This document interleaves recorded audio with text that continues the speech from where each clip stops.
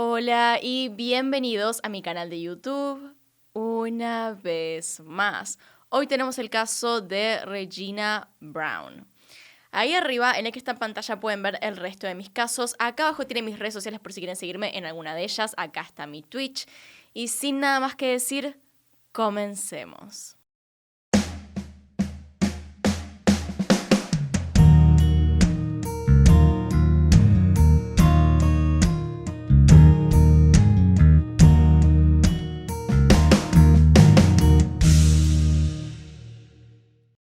Ella es Regina Bernardine Fontenot. Nació el 4 de diciembre de 1951 en el condado de Liberty, Texas, Estados Unidos, y era la hija del medio en una familia de 5 hermanos. Regina fue criada en una casa en donde la religión era muy importante y asistió a una escuela católica.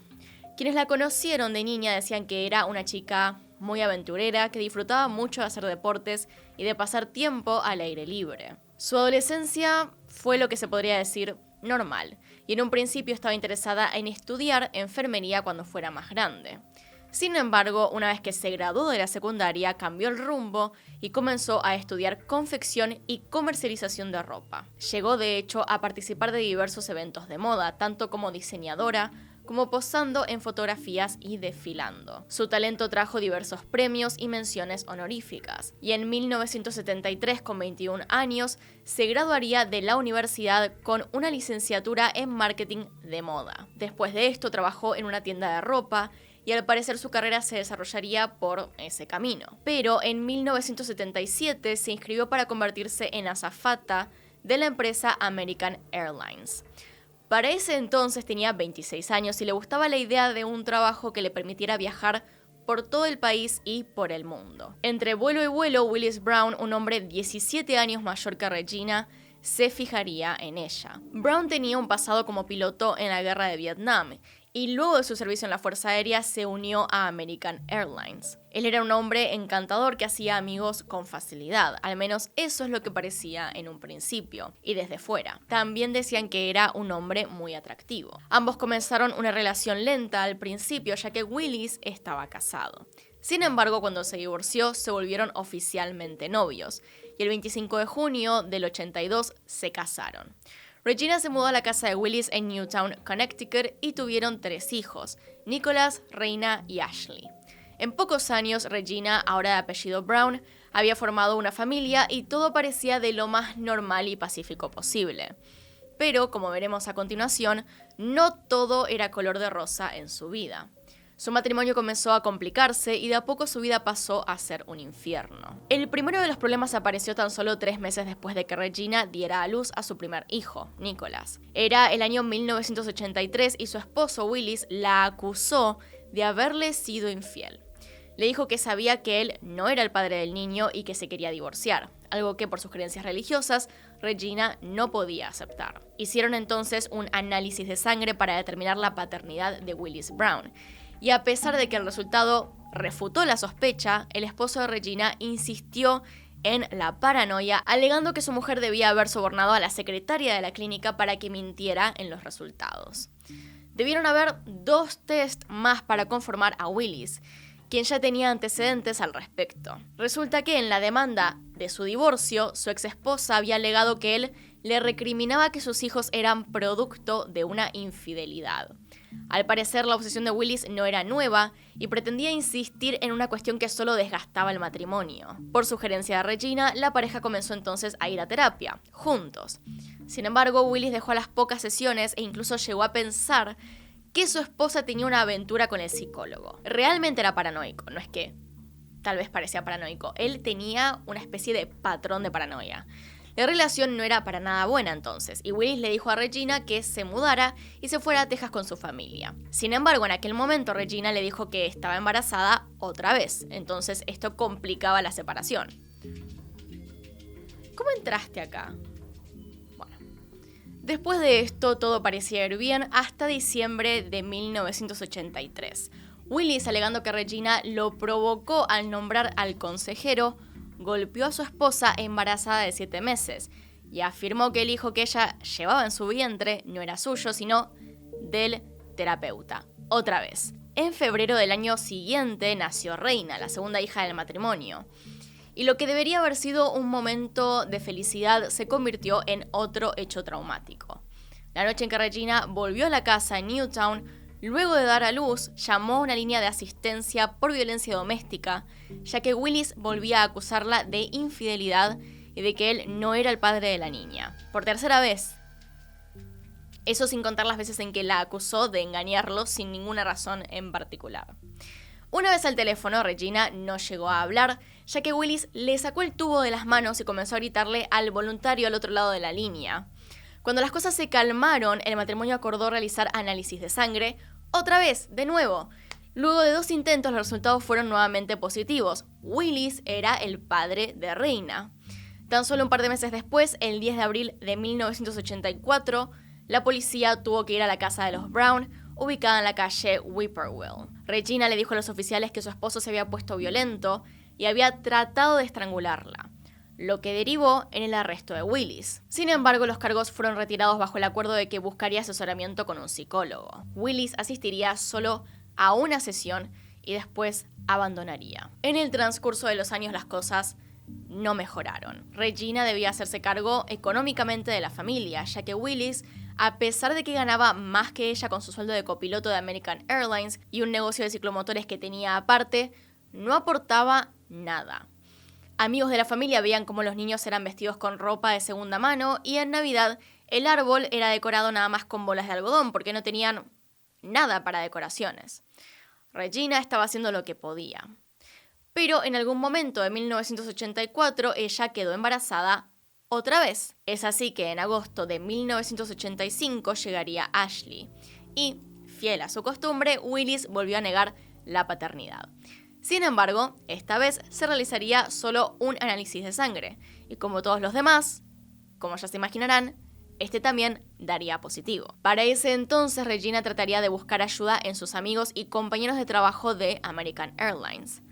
Willis intervino y enturbió todo, diciendo cosas como que Regina era una mentirosa patológica, con una mente criminal que tenía la bendición de un rostro hermoso. La tildaba de manipuladora e instaba a sus amigos y conocidos en común a que la escucharan con atención, ya que, según él, su esposa modificaba los hechos de acuerdo a su conveniencia. Voy a decir ahora que este hombre básicamente estaba proyectando lo que él hacía en su esposa.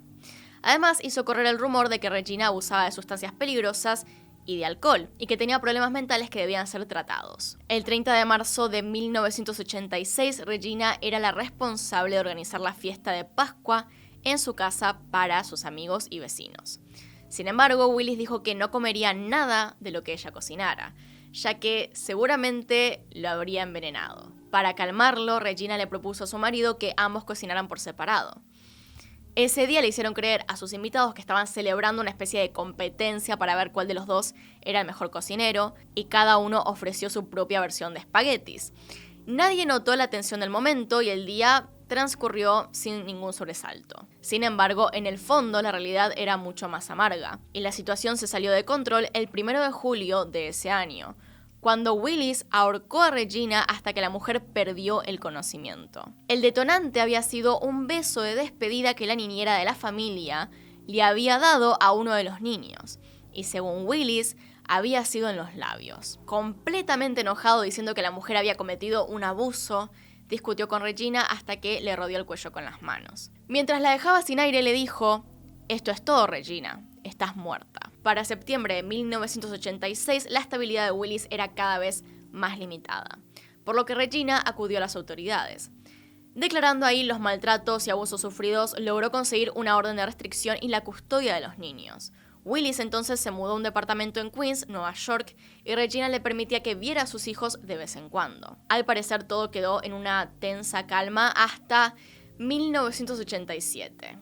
Claro que, lamentablemente, no terminó ahí. En este punto del relato debemos desviarnos un poco de este caso y hablar de otro al que Regina prestó mucha atención durante aquellos días, y también es un caso que ya hice en este canal, así que si quieren verlo más en profundidad, lo dejo acá en la i que está en pantalla ahí arriba. Debido a su proximidad con los aeropuertos de la ciudad de Nueva York, Newtown era una ciudad que a mediados de los 80 se había convertido en una comunidad con muchos residentes que trabajaban en diversas aerolíneas. Tal era el caso de Hele Crafts, una azafata danesa de la compañía Pan Am de 39 años que, al igual que Regina, también estaba casada con un piloto y también tenía 3 hijos. En un primer momento, la desaparición de Hele en noviembre del 86 generó cierta atención y los medios le dieron una importancia normal. Sin embargo, el 13 de enero de 1987, el marido de Hele y piloto de Eastern Airlines, Richard Kraft, fue arrestado y acusado por el asesinato de su esposa. Fue encontrado culpable finalmente y se convirtió en la primera condena por asesinato en el estado de Connecticut en el cual no habían encontrado un cuerpo. ¿Qué había pasado con Hele Crafts? Se preguntarán. Su esposo se deshizo de ella utilizando una trituradora de madera comercial alquilada. Todo lo que quedó entonces fueron mechones de pelo, algunos fragmentos de hueso y parte de un diente cubierto de oro. El crimen, conocido como el asesinato de Woodchipper, atrajo casi toda la atención de las fuerzas del orden público, estatales y locales, sin mencionar los medios periodísticos del país. De vuelta, si quieren verlo, se los dejo ahí arriba.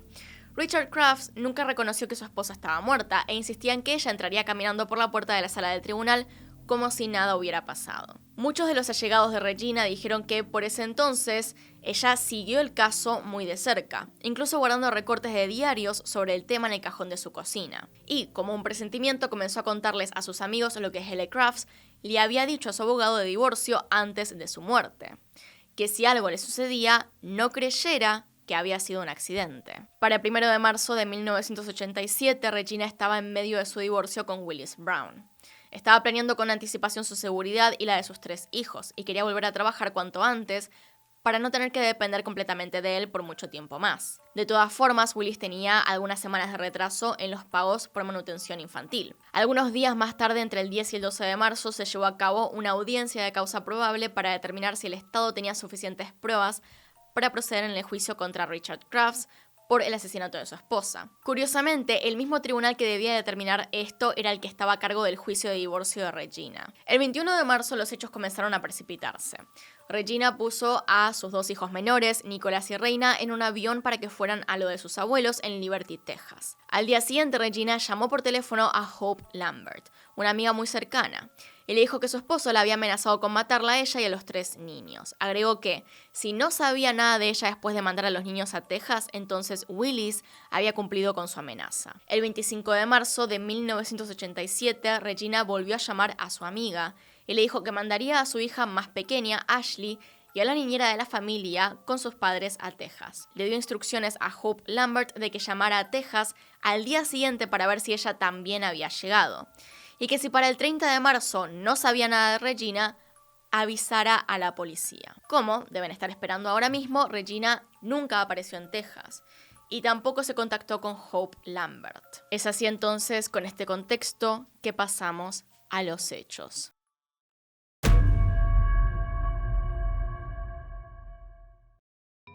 El 26 de marzo de 1987, alrededor de las 4 de la tarde, la niñera de los Brown llevó a Regina y a Ashley desde su casa en Newtown hasta Nueva York. Conducía el auto marca Honda Civic de Regina y antes de dirigirse al aeropuerto de La Guardia, hicieron una parada en un supermercado para comprar algunas cosas y luego en un McDonald's para que Ashley comiera. También cargaron combustible en una estación de servicio. Cuando llegaron a La Guardia, la niñera y Ashley entraron a la terminal de American Airlines mientras Regina estacionaba el auto en el lugar asignado para empleados. Más tarde se unió a ellas y luego de recoger su cheque de pago más reciente, las dejó para hacer algunas llamadas desde un teléfono público. A las 7:08 p.m. llamó a Liberty, Texas, y cargó la llamada a la línea de su casa. Habló con su madre por última vez y poco después Regina puso a su hija menor en un avión a Texas. Le dio un beso de despedida y esa sería la última vez que alguien la vio. Según la evidencia recopilada por la policía local, parece que Regina Brown regresó a su casa esa noche. Le había dicho a amigos y familiares que planeaba arreglar la casa, poner las cosas en orden y luego reunirse con sus hijos y padres en Texas en los próximos días. El 27 de marzo de 1987, aproximadamente a las 2:30 de la madrugada, el vecino del lado de Regina llamó a la residencia Brown para preguntar por qué el perro de la familia ladraba constantemente y mantenía despierta a la gente del barrio. Pero no hubo una respuesta a la llamada telefónica y los vecinos decidieron dar aviso a la policía. Sin embargo, por razones desconocidas, no se envió a ningún oficial a la casa en ese momento. Años después, en una entrevista de junio del 2007, un detective retirado del Departamento de Policía de Newtown dijo: "Deberíamos haber enviado a alguien a la casa por la queja del perro que ladraba. Podría haber hecho una gran diferencia". De cualquier manera, los días pasaron y Regina, que era muy responsable con su trabajo, no se había presentado a trabajar a 2 asignaciones de vuelo. De esta manera, la empresa de American Airlines se comunicó con Willis Brown y con los padres de Regina. Estos últimos, alarmados, le pidieron a una amiga de su hija, Linda Van Horn, que pasara por la casa. Cuando Linda abrió la puerta del garage de la casa de Newtown, se encontró a Sport, el perro de 9 meses de la familia, esperando ansiosamente algo de atención. Todo el lugar, todo el piso estaba sucio por la orina y las heces de la mascota, quien, a pesar de todo, igualmente tenía comida todavía. Había todavía un recipiente con agua y una gran bolsa de alimento para perros, lo cual llamó la atención de Linda, ya que había sido comprada en una tienda a la que Regina no iba después de que un empleado había hecho un comentario racista, así que no se acercaba a la tienda. Todas las pertenencias de Regina estaban en la casa, incluida su bufanda, la placa de identificación de la aerolínea y un cheque sin cobrar por $1000 en su bolso. Su neceser, que siempre llevaba consigo, estaba debajo del lavabo del baño. El lugar no presentaba ningún signo de lucha ni de algún tipo de delito. Era el 2 de abril y Linda Van Horn presentó una denuncia de desaparición de persona ante la policía. Ese mismo día, Willis Brown hizo lo mismo. Naturalmente, Willis fue considerado una persona de interés desde un principio. Digamos, era el esposo, se habían peleado, estaban en una pelea constante por los hijos y había sido muy violento durante todo el matrimonio. Él dijo que había estado en Newtown el 26 de marzo para una cita con el dentista y admitió haber comprado la comida para perros. Aparte de eso, afirmó que no podía recordar lo que había hecho durante el resto del día, lo cual es increíblemente conveniente. Sugirió a la policía que buscara el auto de Regina en Manhattan, Nueva York, en una zona conocida por ser un lugar en donde se compraban y vendían drogas. Casualmente, el Honda Civic fue encontrado frente a un edificio de la calle 104 en Manhattan el 6 de abril. Testimonio muy interesante de parte de este hombre, que dio en el clavo con respecto a dónde estaba el auto. Dicho vehículo estaba estacionado con las llaves puestas en el encendido. Tenía 2 asientos de seguridad para niños en la parte de atrás y varias multas de estacionamiento en el parabrisas. Sin embargo, el registro del auto no proporcionó ninguna pista sobre el paradero de Regina. Al mismo tiempo, Willis Brown comenzó a decirle a cualquiera que quisiera oír que Regina había sido vista en lugares aleatorios alrededor del mundo. Incluso llegó a comentarle a uno de los vecinos que ella estaba con un tipo en una isla del Océano Pacífico.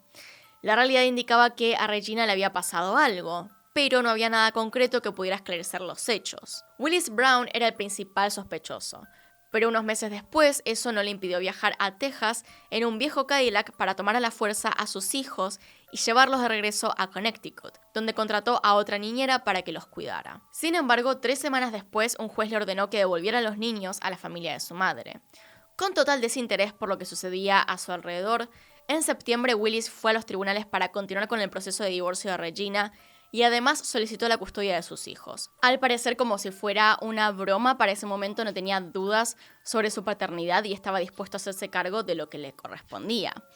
Las autoridades no encontraron pruebas de que Regina hubiera consumido drogas alguna vez o le haya sido infiel a su esposo, algo que Willis se había encargado de remarcar en cada audiencia ante el tribunal.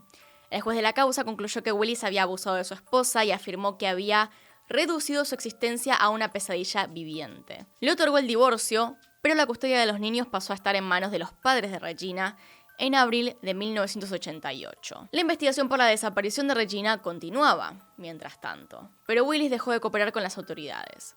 Un hecho importante en esa actitud quedó demostrado cuando se negó a someterse a la prueba de polígrafo, la cual en un primer momento había aceptado hacer. Su razonamiento fue que esta prueba había sido perjudicial para Richard Crafts, el asesino de Heather Crafts, quien a pesar de haber pasado la experiencia del detector de mentiras, había sido declarado culpable. Eso fue porque la policía tenía el objeto con el cual mató a su esposa. Aparte, terrible ejemplo para poner en este caso. No sé cómo se le ocurrió que era una buena idea hacer eso. Todas las pruebas contra Willis Brown eran circunstanciales, y no había nada concreto para ponerlo tras las rejas, pero hubo un hecho que puso a trabajar nuevamente a los mecanismos de investigación. El 21 de marzo de 1988, la madrastra de Willis, Margaret Brown, decidió quitarse la vida en Albany, Nueva York. Aproximadamente un año después, en marzo de 1989, su hijo encontró entre sus pertenencias un mapa dibujado a mano titulado Block Island. Block Island era el lugar en donde Willis Brown tenía su negocio de ciclomotores, y en este mapa podía leerse Regina o Dios. Los investigadores inmediatamente especularon sobre la posibilidad de que ese sería el lugar donde encontrarían el cuerpo de Regina. Sin embargo, luego de realizar una búsqueda con perros, el resultado fue negativo. En 1990, un canal de televisión emitió un documental sobre la desaparición de Regina Brown, que derivó en una demanda de Willis por difamación, invasión de la privacidad e infligir intencionalmente angustia emocional, ya que habían insinuado que él era el responsable de su muerte. Las acusaciones fueron luego desestimadas. El caso no avanzó y pasaron los años. Recién en el 2008 hubo nueva información, luego de que la policía de Newtown, junto con la Oficina del Fiscal General del Estado, llevara a cabo una extensa investigación. La nueva información conseguida tenía que ver con un avión privado que Willis Brown tenía en 1987 y que las autoridades no pudieron encontrar hasta el 2008. Sin embargo, nunca pudieron dar seguridad de que esta aeronave hubiera sido utilizada o tuviera algo que ver con la desaparición de Regina, ya que antes de los atentados del 11 de septiembre de 2001 en Estados Unidos, no era obligación mantener registros de estos vuelos. Luego, en junio de 2016, se realizó una nueva búsqueda con perros para cadáveres en la zona de Newtown, donde vivía Regina Brown. Pero el resultado fue otra vez negativo y no aparecieron nuevas pruebas. En ningún momento, luego de tantos años, se llegó a encontrar información consistente que permitiera realizar un arresto. Para uno de los fiscales de la causa, Willis Brown siempre ha sido el principal sospechoso. Decía que los incidentes de violencia y las relaciones tormentosas de la familia lo ponían en la mira. Y llegó a agregar que había mucha más información al respecto que no se podía hacer pública. Una periodista del diario local de la ciudad de Newtown, llamada Lisa Peterson, dijo que la comunidad y la policía por aquellos días estaba muy abocada al caso del asesino de la trituradora de madera, Richard Kraft, y que tal vez el hecho de que Helen Kraft fuera una mujer blanca y Regina Brown fuera afroamericana condicionó las diversas investigaciones. Otras actitudes tanto de los medios como de las fuerzas del orden también pudieron haber sido un factor. Esto lo dijo un detective de la policía de Newtown, ahora retirado, que fue el investigador principal en la desaparición de Regina. Al parecer, ella era solo un caso de persona desaparecida sin suficientes pruebas convincentes recopiladas para una mayor investigación. A la policía le pareció que necesitaban un cuerpo para que los hechos se revelaran en toda su dimensión. Aún hoy, si ingresamos a la página de la ciudad de Newtown y nos dirigimos a la sección de casos sin resolver, podremos encontrar el archivo de Regina Brown. Allí indica que cuando fue vista por última vez vestía una chaqueta de lana blanca y un suéter blanco, pantalones blancos con raya marrón claro y zapatos tipo piel de serpiente marrón. Además, llevaba una cadena de oro con un colgante de diamantes y su cabello castaño le llegaba hasta los hombros. A pesar de haber sido declarada legalmente muerta en 1995, hay una parte de la sociedad que conserva ciertas expectativas de que aparezca con vida. Willis Brown tiene más de 80 años y todavía vive en Texas. Y hasta acá llegamos entonces con el video de hoy. Realmente no hay mucho más para decir, esa es toda la información que tengo al respecto de este caso. Así que díganme qué opinan ustedes de todo esto abajo en los comentarios. Acá están los Patreons y los miembros del canal. Gracias por apoyarme a través de esos medios.